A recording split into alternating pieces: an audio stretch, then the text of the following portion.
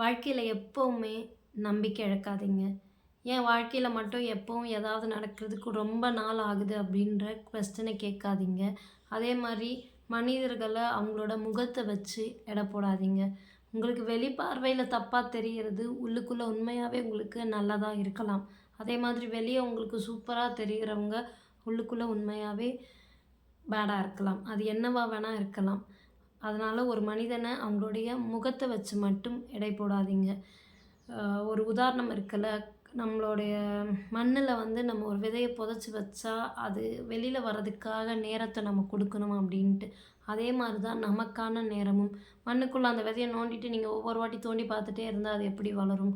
அதே மாதிரி நீங்களும் ஒரு ப்ராசஸ்க்குள்ள இருக்கீங்க. அந்த ப்ராசஸ ட்ரஸ்ட் பண்ணுங்க. எல்லாத்துக்குமே ஒரு காலம் இருக்கு. அது வரும்பொழுது கண்டிப்பா உங்களுக்கான காலம் வரும்பொழுது, உங்களுடைய எழுச்சியும் ஆரம்பமாகும்.